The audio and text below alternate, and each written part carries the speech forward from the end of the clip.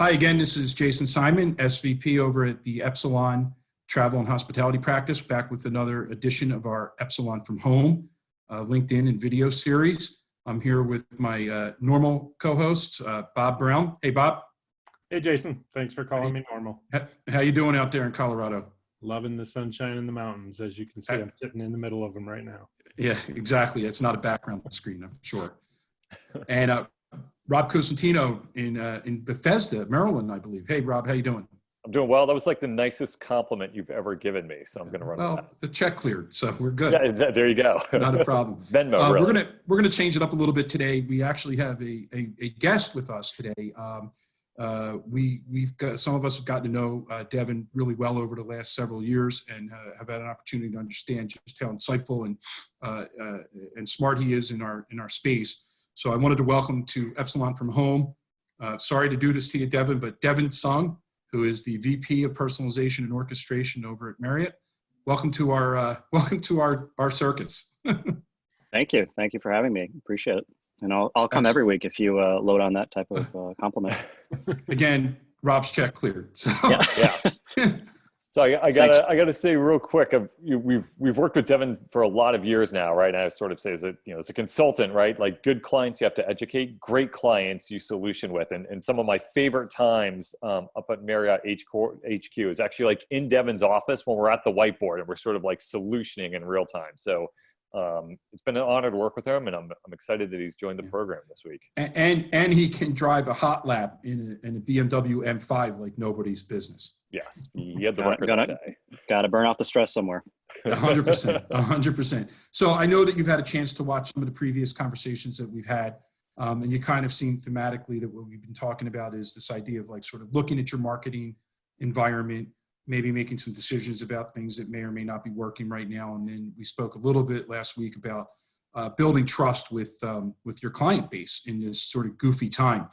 So, continuing that theme today, we really kind of want to get some insight from you, and then we'll be battering this around a little bit as a group about, what are the things that businesses should be thinking about right now regarding communication clutter or whatever it is that they're thinking about within their marketing environment. Yeah, and just some of the topics that you've covered in the previous episodes really resonate, and honestly, every brand and across industries will be able to take something away from it. There's I think everyone suffers from communication clutter at some point, and this pandemic has truly been a global event, and it's one that we really see as a reset. It was a forced reset, not something that we all voted for and opted into, but nonetheless, it's here. It's happened. It's still happening. We are trying to understand when and where this will turn around, and we'll come back. We will come back. We will travel again. But it's a real opportune time to kind of look at where we've been and from a marketing perspective, where our marketing communications have been. Obviously, we've been on a journey of transformation and trying to evolve our practices, but this has been a real hard stop to say hold the presses, reevaluate. And there's, again, silver lining. You look at this as an opportunity, which you rarely get because it's usually a Band-Aid you don't want to pull in normal business, where you can actually reset and make some hard decisions, pretty much because a lot of them have been already made for us globally. Do you see it like as a reset or potentially just a pause? And I know it's pure speculation, but I guess it's like, yeah, everybody's in a different situation right now. And obviously the external environment forces them to stop the communication clutter and think about things differently. Is that truly for organizations going to be a reset, and we start in a cleaner way as you start to go through a recovery period and have more communication? Or just back to business as usual, once things are opened back up again? It's kind of a loaded question. I think what is usual, I think there is going to be a new normal that comes out of this. It already has, probably in the same sense as the expectations that we have in terms of how much we give ourselves time to travel through the airport, security after 9/11, right? That is something that stays with us and will probably for the foreseeable future. So I'm sure that there will be some changes that come out of our habits as travelers. with this event as well. So from a marketing perspective, I think we will need to understand what is now an expectation of all of us as travelers. Speak for hospitality, what are you expecting as a guest when you're on property? That may or may not have been top of mind for you last year, right? So those are the kinds of things that are still evolving and will likely turn into marketing proof points, potentially even platforms for campaigns and future messaging and brand programs to build upon. So is it a pause or a reset? I think it depends on what aspect of your marketing programs or communications. Some of them will be pauses. There's some core things like performance and remarketing and the way we bring acquisition or drive acquisition to our channels. Those I don't think are dramatically going to shift. But certainly messaging. I think there are some messages. Again, going back to your clear the clutter. Not all of the messages that were circulating just as recently as in January, February are necessarily going to be top of mind or immediately relevant in the next couple of months. So there is a lot of reevaluation being made there. Well, it's interesting because you were talking about like maybe having to have a different conversation. I saw yesterday, guys, Marriott, just by, coincidence for this conversation, big article on sterilization of the rooms, right? That they're going to, use hospital level chemicals, I guess, to cleanse the rooms. That's a different thought. Nobody would have ever thought about hygiene like that in a hotel room 3 months ago, let alone, historically. So I think we're going to see a whole lot of different drivers that are going to be impacting the way people think about not only what they want to say to people, but what we need to hear as recipients of the messaging. Yeah. Things that we used to take for granted, or just made a general assumption on that the room is safe, the room is clean. My stay is not going to make me sick. That I'm going to be protected in a way. Those are no longer assumptions that can't go without some level of certification. So to your point, Jason, I mean, Marriott just announced the Global Cleanliness Council, and that's really designed around some level of certification. And you see Singapore doing similar things, and just it is something that will happen, and probably one of those long-standing changes that comes out of this event. So again, new proof points and new requirements and new expectations of the consumer. Mm-hmm. 100%. Well, look, like we said, I mean, it's going to be a completely different ballgame moving forward in terms of what's going to be important to people. But I also think audiences are going to be impacted as well. I mean, we've talked a lot amongst the four of us about, what will be the travel norm coming out of this? Like who's going to be staying again? Where are we going to see guests coming from? Who's going to be flying and all that stuff? I mean, Rob will be flying because he's going to go to Mallorca for the 9th time sometime.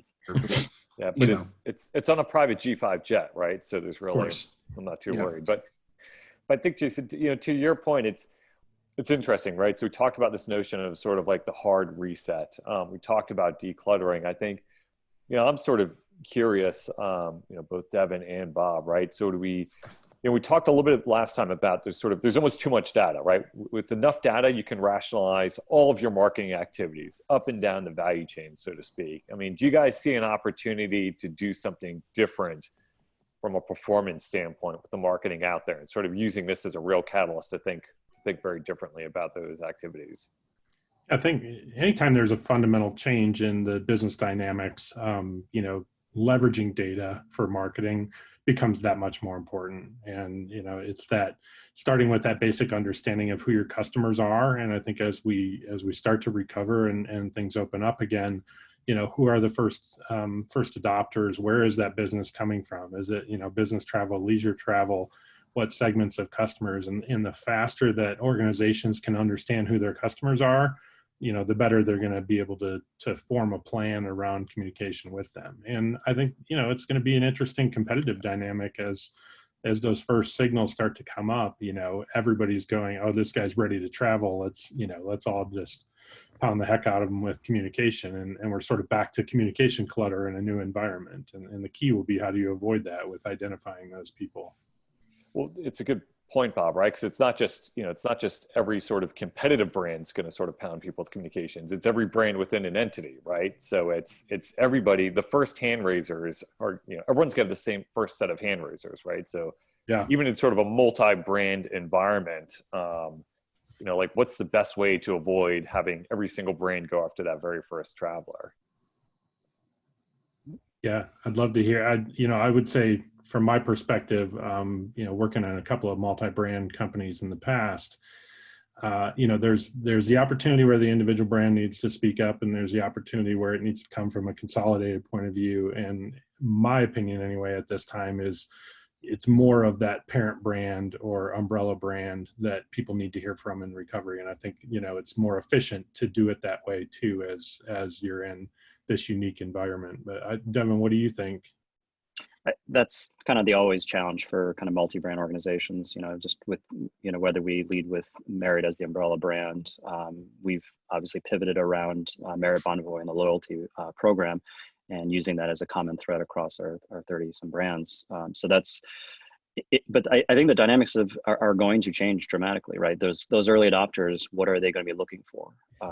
I think you said it well, Bob. I think the brands that are able, and the teams that are able to be as agile and as quick to market as possible in terms of understanding kind of new, but probably maybe even temporary segments that are forming, that are going to form and emerge in the next, coming months and period, kind of coming out of this. We don't know yet if those are going to be longstanding or if they're going to persist with us for years to come, or if they're just part of this recovery mode. And then, 2-3 years out, we're not back to normal, but back to something that doesn't require these kind of recovery segments. And we're not talking about early adopters, right? So we're back to whatever normal is going to be in the near future. But again, that agility it doesn't mean you throw out all your segmentation or any kind of work that you've been doing in terms of targeting. It just means that those may not actually have enough signals right now to even be meaningful. And you just have to look at what signals you are getting as the market opens back up. And I would think this might be a good time for, like, as Devin was talking about, like underserved markets or those markets that typically don't get, air quotes, attention, to maybe become part of that family. Like we were talking about the concept that a lot of travel entities don't know how to deal with people that are loyal, but are below the thresholds that put them into the loyalty program. So this may open up some different thinking for businesses to say, that family that might only stay 2 nights a year with us, when they go down the shore or they go into the city or something like that, get a third night with them because we were able to bring them into this mode now. And that exponential revenue from them could offset changes in other categories that may or may not materialize from here. Yeah. I thought it was interesting. We were talking about the idea that there's localization occurring, right? With some of the markets, Devin and gang, where people are escaping from being in their homes or anticipating that, not necessarily going away, but going out or, a staycation, I guess what they're calling it, or whatever it is, but another underserved target audience that may normally not be getting any attention.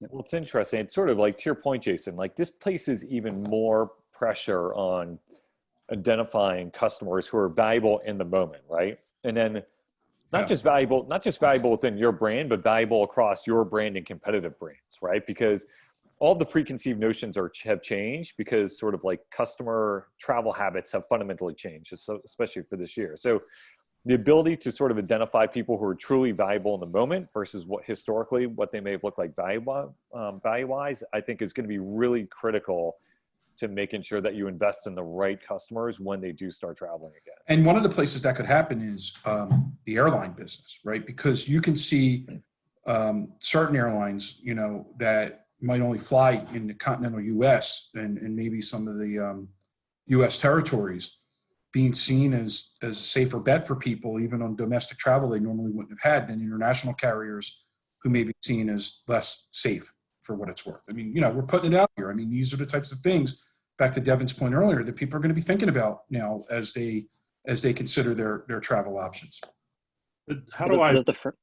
Go I ahead. was going to say the framework of the which signals we use, it actually isn't going to change dramatically. It just depends on how far along you were from a market organization and how well you were adopted that kind of data driven targeting approach.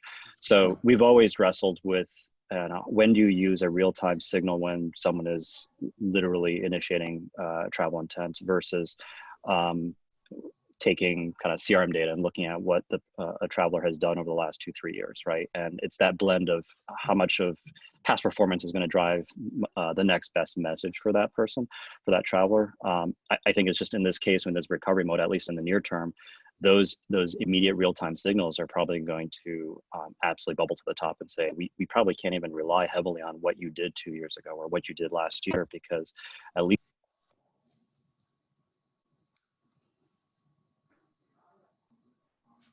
take a guess. It could be a dangerous guess, right? We need to understand what you're.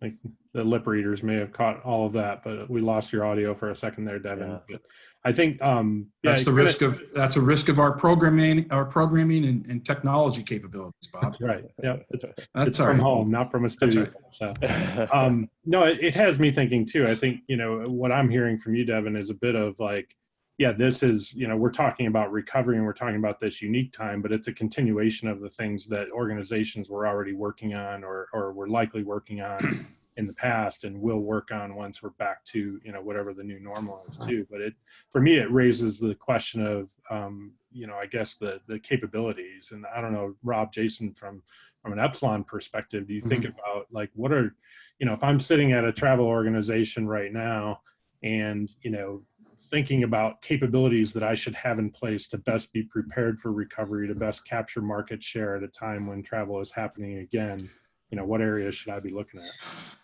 Yeah, it's a good question. I'll start it. It's interesting, right? Because obviously when you're building capabilities for any organization, you want to be able to build them in a way that it scales, right? Because you want it to sort of be an enterprise solution, but we all know that sort of takes time and a lot of due diligence, right? But the clock is ticking, so to speak, right? So I think for a lot of clients, what they should be looking at is, let's define a couple of very specific use cases. And probably to Devin's point, it's along this lines of, okay, sort of like real-time intent, maybe even more important now versus past behavior, right? Because that's the nature of the business right now. So let's define those use cases and then sort of find the tools and solutions that we can quickly stand up, because we don't know if people are going to start traveling again in sort of like July versus September versus December. And the other thing we talked about is that there is no go live date, which I think we talked about in the last episode, right? Yeah. Everyone's going to be on their own schedules. I think the use cases and the near-term solutions might be the focus for this year. And I'll add, because in my role, I get to see a lot of situations. And I think that what's telling is we walk out of meetings sometimes, to be blunt, and we're a little bit surprised that some of the companies just aren't thinking in the way that we're talking about now. Mm-hmm. I think maybe to Devin's point, I think some of them are going to find themselves a little bit less prepared to be able to do it effectively because they don't have those parameters in place already. And, it's good enough, or we were generating business, or our loyalty program is driving revenue. And certainly no one could anticipate something like this, but, there are bumps in the economic road all the time. And so I think the other potential lesson out of this is, you can't slack on identity, and you can't slack on understanding your data and the data sources so that, you're in position if something happens to be able to weather it more effectively than others. And so, to your point, not everyone's going to come out of this equally, very honestly. Yep. Yeah, I found, in my experience, analytics is most important when there's a downturn. When the business is coming in, demand is high, and you don't have to do much to capture it. The data is less relevant, but the differentiator during a time like this is who can have an understanding the quickest. And I think that's the way I would think about, this time right now is what can I put in place quickly to have a deeper understanding of my customers in a month, in 2 months, in 3 months? Yeah, it's a good point. I'm curious to know what Devin thinks as well, but it's interesting. It's almost here it'd be tough to say, hey, listen, you got to start doubling down on your innovation budget, so to speak, or your capability budget at a time like this with budgets frozen. But I think, Bob, to your point, it's like all bets are off, right? So it's like, this is the best opportunity to catch share. And we all know when you invest in a downturn, you come up much stronger on the other side, whether it's analytics or tool tech capabilities. And it'll be tough for some people to hear with frozen budgets, but I think now is the time to do it. Devin, I don't know if you've got a perspective as well on this one. It's always a hard sell to, when's the right time to invest in innovation and capabilities. Some of these are barely innovation anymore. These are kind of keeping up with the Joneses at this point. So so I would say no matter where you are in that roadmap or in that cycle, the sooner you start, the sooner you can kind of start reaping those benefits. And honestly, like the attribution piece, the efficiency is going to be the name of the game, right? With this was not just, and actually this goes back to whether this is a pause or a reset. With the pause in travel that the entire industry has experienced, came a pause and also a cutback of budgets. So without those revenue streams, marketing dollars are going to be tight on the other end of this, and so. We're not going to be able to necessarily just go back for 2020 on the back half of the year and spend as usual. Yeah. So the efficiencies are going to be more than expected. They're going to be demanded. They're going to be necessary. And that's why this is such a great time for what it's worth. And I don't want to sound callous to anybody watching, but like, this is when you do all the thinking. This is the strategic part of this, right? And if you're buttoned up and you've got the tools in place and you got the data in place and you've got an analytics engine in place, it's very, very different than if you're sitting there and you don't really know how to communicate. And I think, as we've talked about before, it's causing, in some cases, I think, tone-deaf messaging to be sent out by companies. And it's really going to be interesting because I think we've also talked, Devin, about this idea that this could also reset the race a little bit. Brands are kind of entrenched at times into their pole positions. This may give competitive opportunity for those who emerged buttoned up. Yep. Yeah, we talked a little bit about that, whether, we haven't touched on loyalty too much, but loyalty is and was and will continue to be a big deal. But with this type of fundamental shift or a pause, did it reset? Do we have a lot of elites going free agent, for example, and are willing to explore and try? And you see a lot of the early loyalty decisions across the industry about extending elite status and trying to shore up business, even not knowing what the back half of 2020 is going to look like. So I think it's still TBD what loyalty plays into. Yeah. Great conversation, but we've been here for a while, believe it or not. So taking a lot of Devin's time out to do this, but from my perspective, thanks for joining us, Devin. I think there was some great insight today. Lots of work ahead, huh? For people. Absolutely. Except for Rob. Rob won't have a lot of work to do. That's true. And again, I'm going to Mallorca on the G5 as soon as we hang up here. So. No, seriously, guys, as we wrap up this week, any closing thoughts on these topics? Pretty interesting conversation. But Devin, we'll give you the last word since you're our guest, but Bob or Rob, anything? I can lead in. I think this week was good, right? In my mind, it's almost like it's, the key takeaway I'm getting is, brands need to race to best practices in terms of performance-based marketing and sort of efficiency of limited budget, right? And that's what brands have to do right now, and that seems like a key focus. Yeah, I think my reaction as I go through this, it feels a bit somber, to be honest, to me, because of the. Obviously the situation is somber, but I'm talking specifically about the marketing aspects of it, and that there's so much to do. And I think the key is not to get shut down and to feel like it's never too late to get started on some of these data-driven opportunities, and any progress is good progress, and it's most important, in a time like this. So, I think that's probably just what I'm struggling a bit with is, stay positive for brands that haven't already been going down this road for the last 3 years. Yep. I would just leave it with, just my time at Marriott. We've been working on pushing a lot of this change in terms of shifting to data-driven approaches, being a lot more customer-centric, and really looking at audiences and how do we find those efficiencies, looking at value-based marketing versus our traditional approaches. And so in many ways, this is really kind of reinforcement that these approaches are needed in good times and in bad times, right? And so, Yep. as Rob said, these are frameworks, these are constructs, these are approaches that every brand can adopt, should adopt, may have them in place, but it's never too late to start. It's never a great time to push for innovation, but it's needed now more than ever. Awesome. Good conversation. And I think we can all agree, because we've all done it. Having a business dinner with Rob is an experience, right? That guy can drink and eat on the company dime like no one I've ever seen. So is chasing Devin around in an M5 on a test track. That's also true. an experience. So two ends of the spectrum. There you go. And both of those things happen at the same time at one point. But anyway, Devin, thanks so much for doing this. Devin, thank you. Thank you for really the time. Appreciate it. Appreciate your insight. We'll be back with more Epsilon from home. We'll see you soon. But again, thanks for joining us today.